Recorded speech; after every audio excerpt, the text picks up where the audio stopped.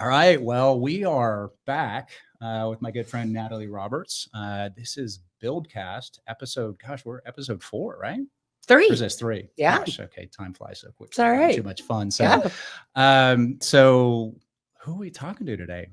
We are extremely excited to have 2 guests today, Brian, that are with us. And they are a integrated part of the Austin community. I like that integrated part. You like that? Yes. Both personally and professionally, and the outreach that the company itself manages to spend within the community.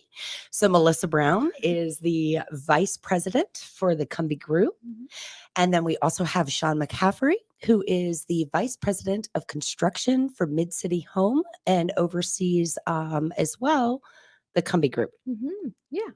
Great job. So there we go. That's a mouthful. Hi. Those Get intros that are always a little tenuous at best. So Yeah. that was a great job. So thank you all so much for being here. Mhm. Would love to just kind of let you guys talk a little bit about the Cumby Group and what you guys do, what you guys actually do, and where you do it, and all that kind of stuff. And let's go from there. Yeah. So we, Cumby Group is a vertically integrated development company, meaning we start everything from land acquisition all the way through entitlements. We hand it over to construction. We have that in-house as well. They build it, they hand it back, and we either sell product or we lease it. We also we manage our whole portfolio, anything that we hold on to, and we take it all the way through. So it's really great because our team is all together and in-house. We touch on different parts of the residential community. So we do luxury infill condo developments here in Austin. We have 2 great projects actively under construction, which is the Color Field, which is the old graffiti park in Austin, and West 9th, West Line is off of West 9th Street. And that's a townhome style community, which is really great in the old West Austin community. And then we also do for lease product. We have a whole city block off of Manor Road, Manor and Airport area, where we're building around 850 to 900 apartments. We have 3 different communities that are starting. One of them is under construction currently, and we hope to start pre-leasing later this year. And we hold on to most of our for lease product and manage it ourselves. And then we also now have our MidCity Homes division, which we're really excited about. We have our first single family community that's starting here in South Austin. It's called Southstone.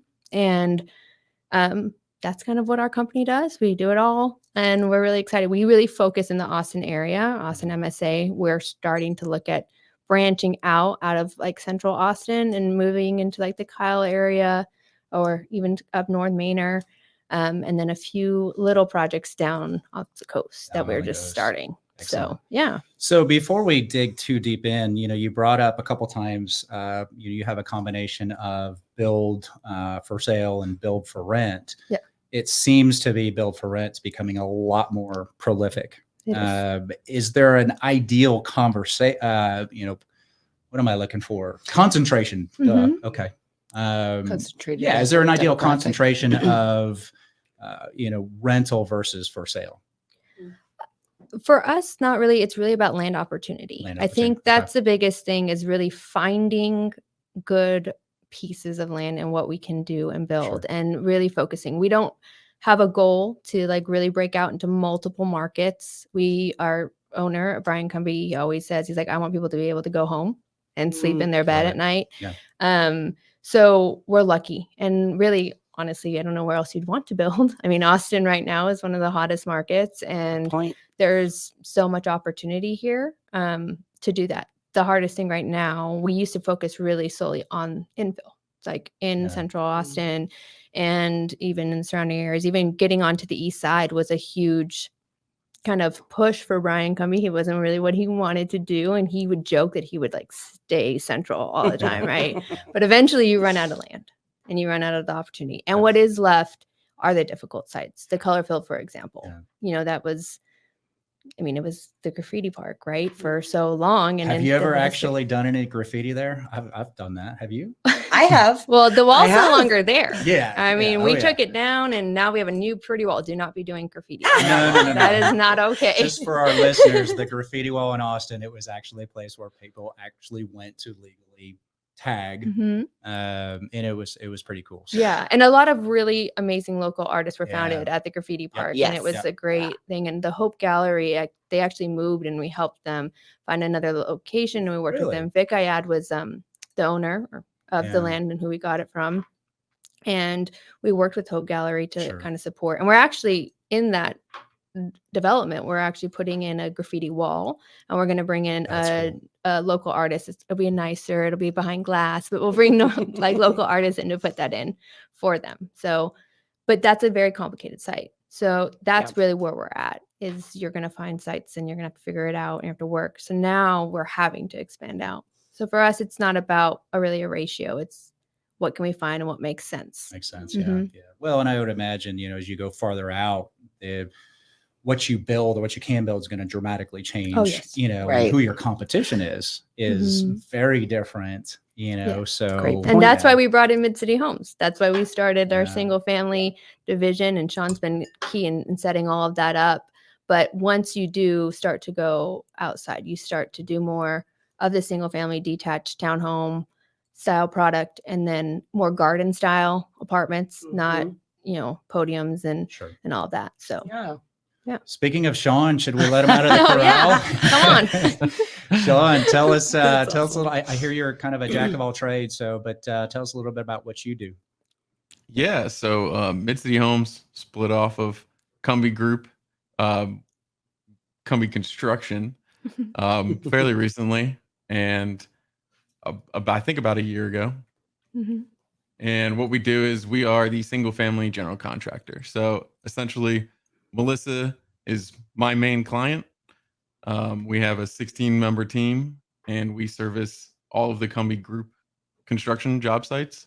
And so that can come in the form of single family construction, multifamily, or now down on the coast, multifamily. So I kind of manage all those teams. I run all the purchasing, buyout, contracting, and project management for daily operations. So there's a lot of number crunching, pretty much. I'm also kind of a tech guy. So everything we've done for MidCity Homes, we've kind of positioned ourselves for exponential growth. We've set up a contracting software, a purchase order software, and a scheduling software for the field. We've integrated all of them so that whatever the buyer buys is exactly the purchase orders they get cut in the field for our superintendents to utilize to build, and our subcontractors. And it's kind of a really smooth process that I think is really going to help the company grow and just acquire more land positions and just print houses, essentially. So I think, Sean, in support of your share and the platforms and processes and systems that you've been working on, Brian, we have consistently over the last 3 years talked about the evolution in new home construction and how builders, home builders are pivoting to address both the consumer, but their internal process. At a much more rapid pace now, because we all know for decades, for the longest, 50, 60, 70 years, it just did not evolve. Writing So a contract on paper. Yeah. I mean, that you think of that, and we Sean, just so you know, we're kind of digging on home builders on, guys, we're past this space and measuring what we've seen post COVID. I've been honored to work alongside MidCity Homes with Melissa and Sean and team. And hands down, Sean, that is the most brilliant system I have seen to date that communicates between internal, on-site, and consumer for that seamless process and bringing it digital as well for the buyer. Mhm. Right. Thank you. So we're Yeah. not. Yeah. I appreciate that. I mean, I think the future of construction is got to be in data, right? It's this. I see it as no different than building a car. It's a production industry. You've got a database full of information, and you've got to somehow change it into a house. And it's, Yep. we hired 32 subcontractors to build one house. So that's 33 companies that it takes to put one home buyer into a home in the city of Austin currently. Mhm. So I That's a think great stat to know. Yeah. On average. It's a lot of room for error, right? And so that's the biggest thing is that it's been great because he's made it to where what we put in, we don't have to worry, or like the salespeople don't have to worry that I'm going to code something incorrectly. And now all of a sudden we have purple tile somewhere, or we have something else, And so that's been really great to see. And it all is there ready for us to go. And then the buyer gets all the pieces and they are able, I mean, like you said, to go to the consumer. If somebody wants to buy it and they can't come in and they are offsite, there's so much that they get to see that has been set up and that is integrated in. And so it makes it like a very seamless process. And that's a beautiful point as well. When we go back to that evolution, with Southstone, the buyer is able to go in through another platform and virtually tour, experience, change out selections, and that then opens, I would imagine, the number of sales, but the portfolio and how it is advertised across the U.S. with realtors bringing in, right? Is that something that when you both were going into the initial planning for Southstone, was that a number one goal, be it platforms, virtual process to address today's buyer? Sean, I'm going to give you that one. Yeah, definitely. I think It's a long question. It was. it's a brand new company, but I think that one of the main milestones or one of the reasons why I'm so attracted to working for this company is because we're so transparent with our information. I want the buyers to have the exact same information as myself or the superintendent in the field to kind of be handheld through the home building process. I mean, most of the time they're a first time home buyer. I don't know what percentage breakdown that is of our average buyers, but probably over 50, I would say. And I think it's super important that they understand how to build a house, and they get to walk it at various milestones. And so all of that is included in the process, in the software. So it's a lot of upfront work that it's taken us a year to get through. But I think that everything that we've planned is with the buyer in mind. So let me ask you, one of the biggest challenges in building right now is we've got trade shortages, supply shortages. How have you guys adapted, and how is this, this using data and keeping the communication, how has that really helped you guys navigate? Because quite honestly, it's never been more difficult to build a house. Yes, that's very true. I think on the sales side from the beginning to get to the consumer, I think it has taken a lot longer, right? Because you cannot bring something to market without really knowing what it's going to cost now. And it used to be you could project that out. And not that we don't follow it. Sean follows it every day. I mean, we even got an email today talking about lumber and what's our plan because we're about to start releasing houses. But before you were able to take them to contract, you'd take them to contract and you would know, even if it's going to take a year to build, we can go ahead and do that. Well, now it's getting to the point where you have to do a reservation. Then you have to say you're going to give them a range. Then you're going to get to that moment where you're going to go hard and go to contract. But that's the moment that they're going to start the house. Well, otherwise you lose money. You have to remain profitable. Otherwise you're not going to finish the house. And I think it's also being fair to the buyer to know that they're not going, we're not going to just up pricing just to up pricing. That's another thing. I think it's a misconception that just because pricing is rising, that the developers and builders are making more money. We're not. Like really what we're looking at is we just need to make sure what our original plan was, that we're going to hit it and we're going to get there. And that's something that we've really been focusing on. And I think on the purchasing side, Sean can speak to all the things he's already been doing to make sure that it's going to work. Because I think that's another piece that people kind of miss out on. Well, and I totally agree. And in thinking of Brian, your share just now, one of the, I believe the most critical pivots you all have made is in what you said is in qualifying the buyer based on education through material cost. And then if you want to share, I think it'd be great to understand and for others to hear about the pre-qualification. I was floored when I heard the plan and how you're pre-qualifying people based on a fluctuating material cost. I don't know that I've heard of other builders doing that. And I think it's brilliant. Yeah. So we are asking within a range. So we get through all the systems, kind of what pricing can be, what we're capable of doing. And then we provide a reservation agreement, and it's provided at any point in time prior to at least 60 days before a house starting. And we give them the range of the home. And then we ask them to get pre-qualified by a preferred lender. It's very important because you want to make sure they're actually getting pre-qualified For that range. for their because range. There is a buffer. Yeah, Mhm. absolutely. And making sure, and we give them the range, including the upgrades. That's another big thing. And I would love if Sean would talk about it. What is included in the home, and then really understanding what the upgrades are, and that it's not going to be so extreme that you're going to buy a house at a base price of 400, but then you're going to want to go in and do $150,000 worth of upgrades. Which does happen. It does happen. And I've seen it happen. And if builders don't manage that or help the buyer manage it, it can be catastrophic. Yeah. And that's You know? one of the reasons that Sean, I mean, when the purchasing team and Sean and his team worked through everything, they included so many great things that we will know that it's going in and it's been in the budget, and that's what's going to happen, so that buyers don't have to go in there and make $50,000 worth of changes just to get it to where somebody would want to move in. Right. It's not stripped down. And No. And I think that's an important part of it, because you really want to know that they are going to be qualified and that we can get appraised and that they can actually move in, and they're not at the last minute going, oh, never mind, I can't buy this house because I didn't realize it was going to get there. And so we take them through that process. And then when we know the team is ready to start the home, then we can then take them to contract, and they can still go make selections. And we take them, or our goal is to take them 45 days prior to the start to be able to go to contract, so that we have a really good idea on pricing.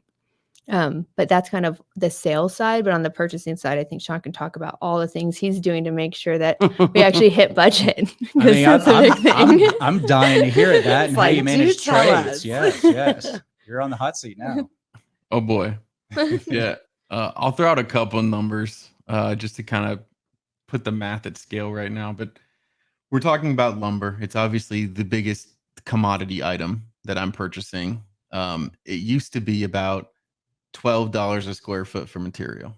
It's currently sitting at $48 per square foot for material.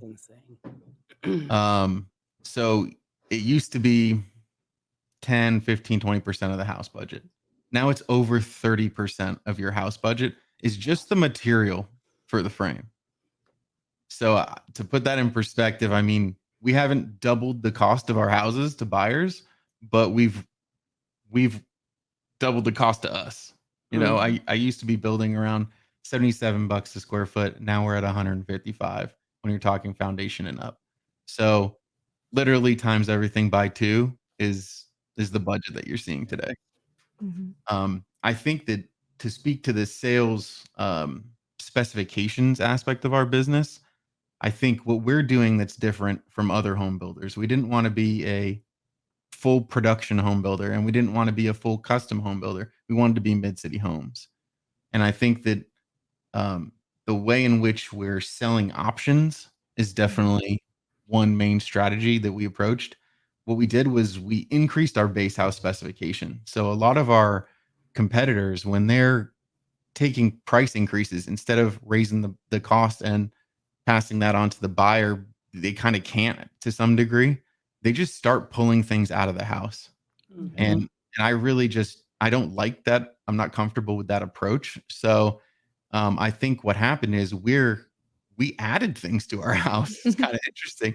We put in tankless water heaters. You know, we fully soft close toilets. Soft close toilets.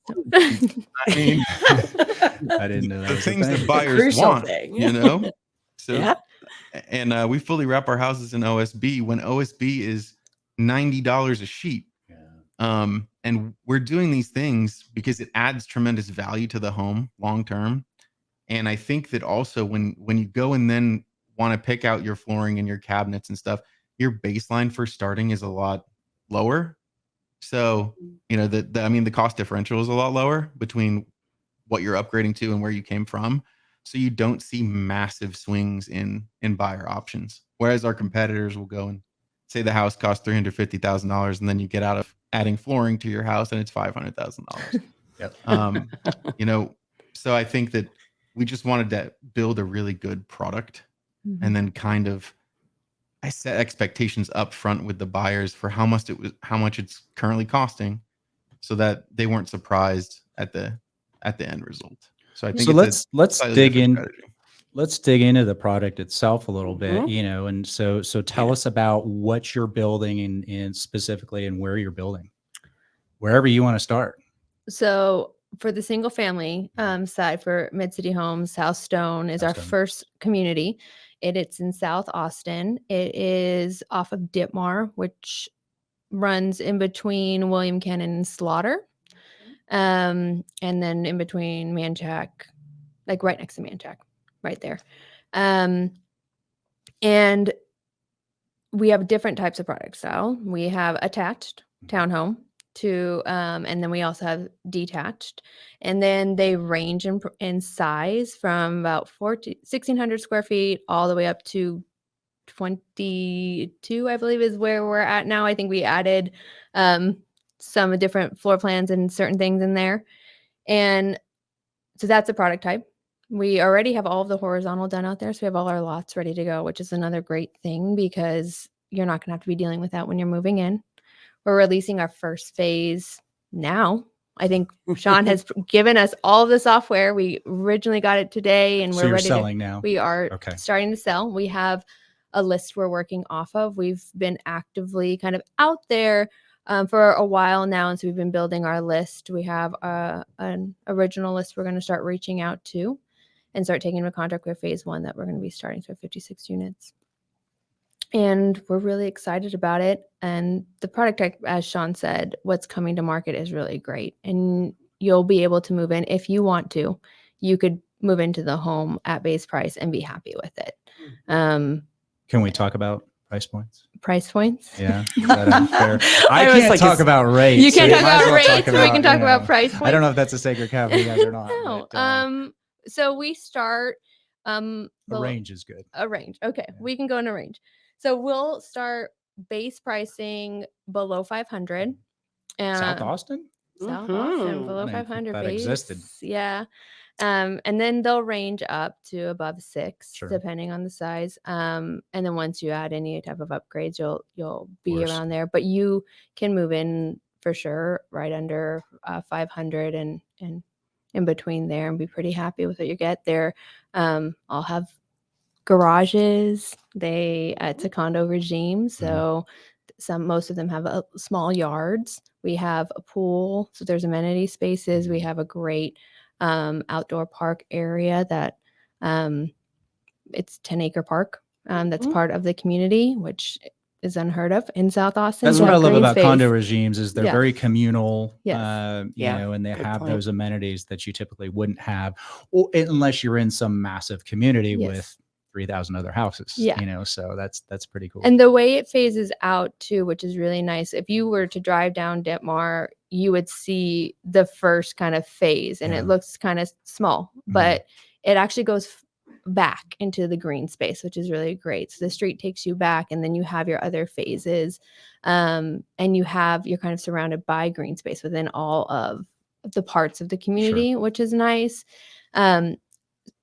So I think in South Austin, it's really hard to find that currently It right now. is. And as you said, Yeah. you were surprised around Yeah. the 500s that you can go ahead and buy in, and you can get in. And the townhomes are, very reasonable, and they're large for a townhome. And you have 3 bedrooms, 2 bath, So 2 and a I half think- bath. Single story, 2-story. Everything on site is 2.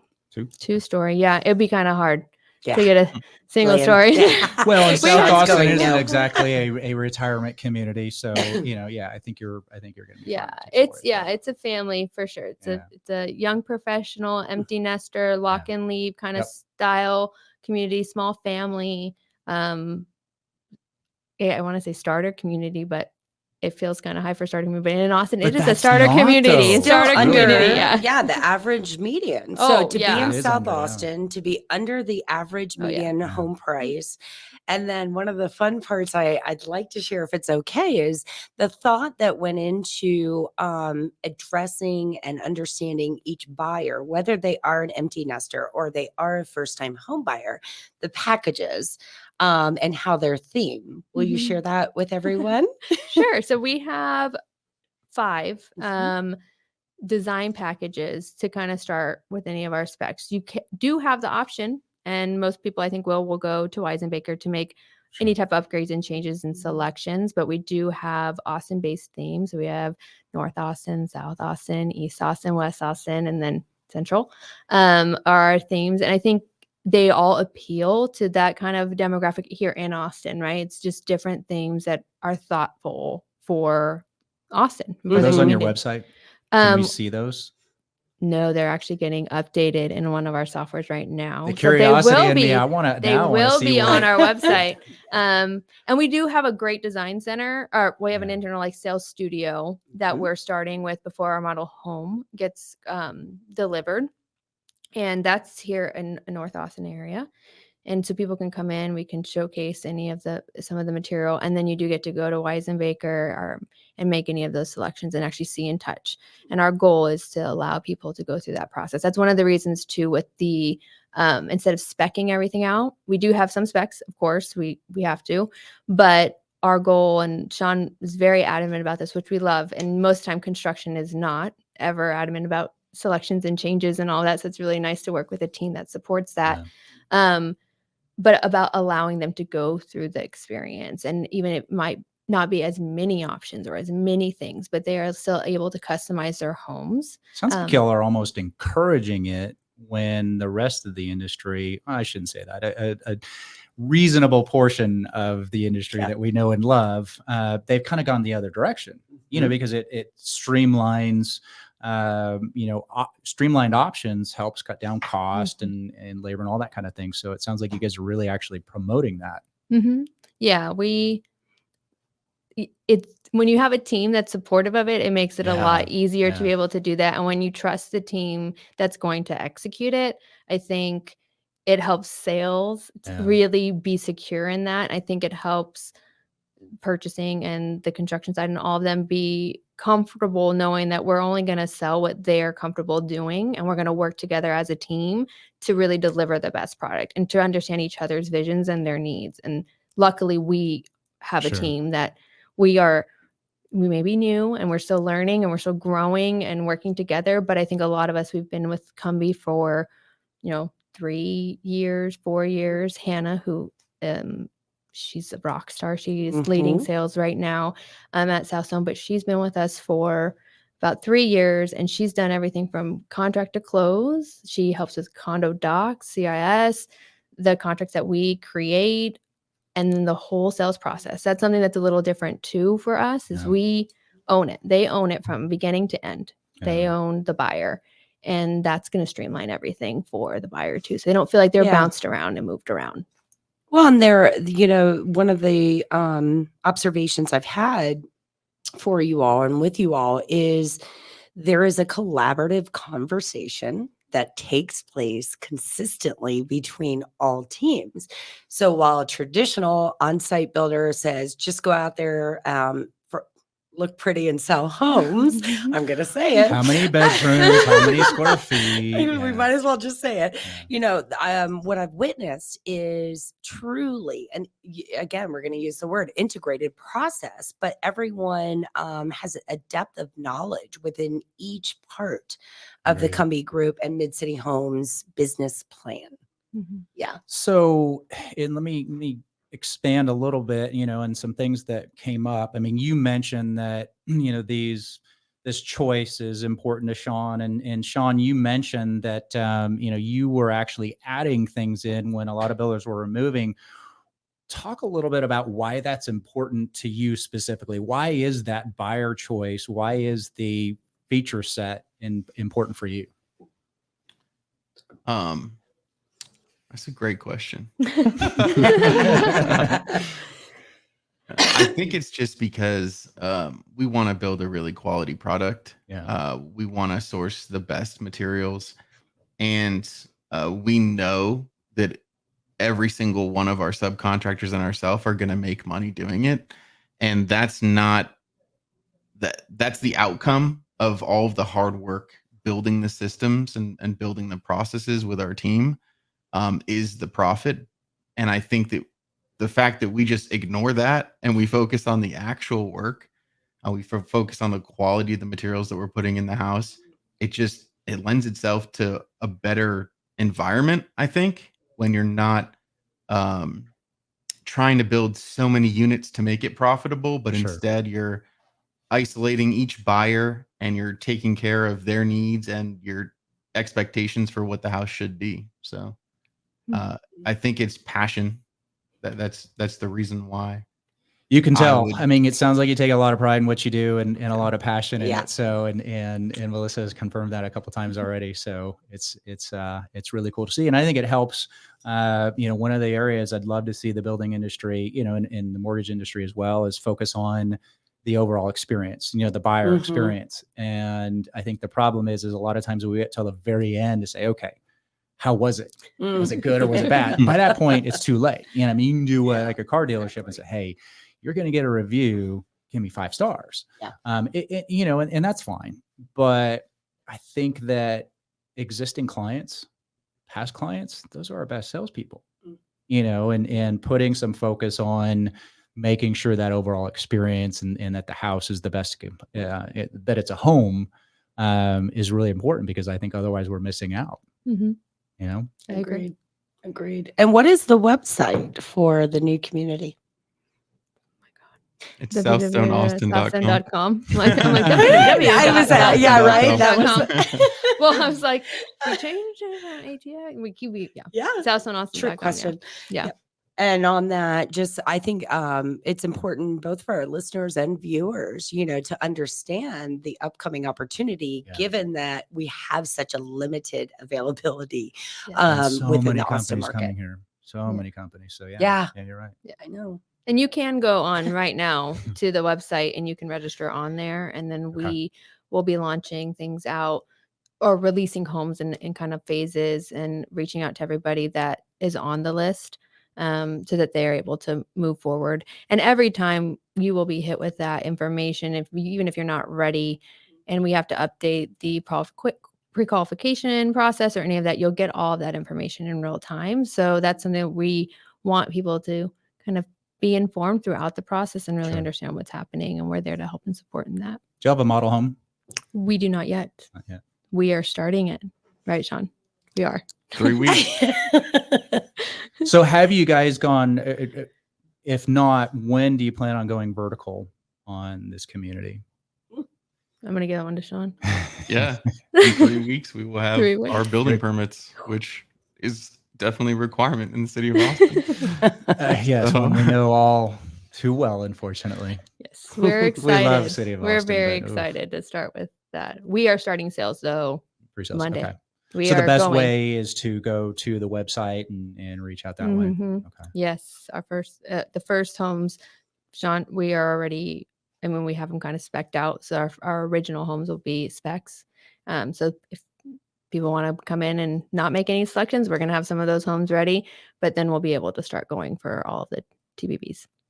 So one of my favorite questions to ask builders is, I mean, you got to ask it, but what is, 2 or 3 things that you really wish every buyer would know about, the process, whether it's specifically about Cumby or MidCity or just in general? What are some of the things that you really want the buying population to know? I'm going to give that one to Sean too.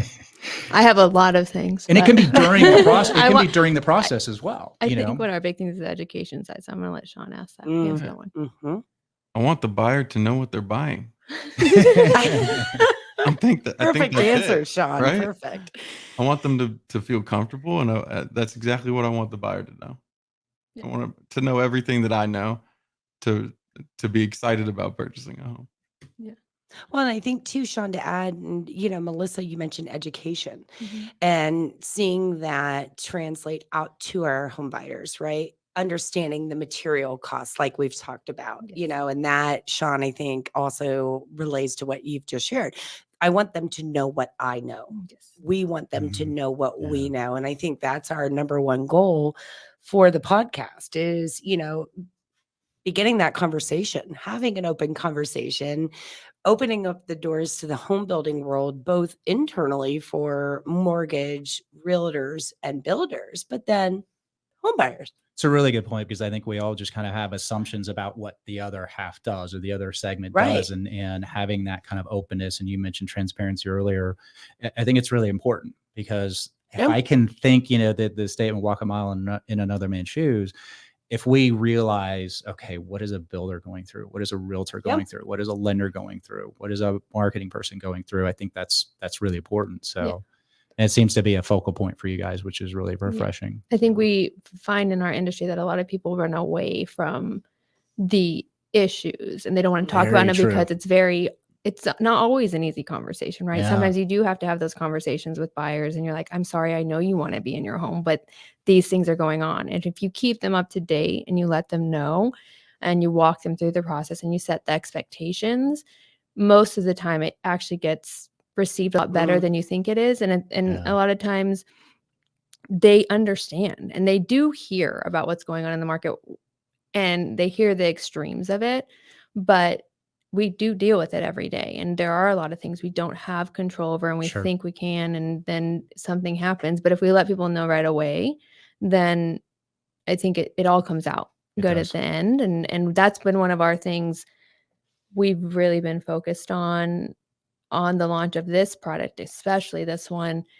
Not going out too soon and making Sure. sure that we really are ready. And, Good. As Sean said, we will start construction in 3 weeks. Permits will be there, but we're not going to go to pre-sales a year before and not know, or 6 months before, or 3 months before, or whatever it is.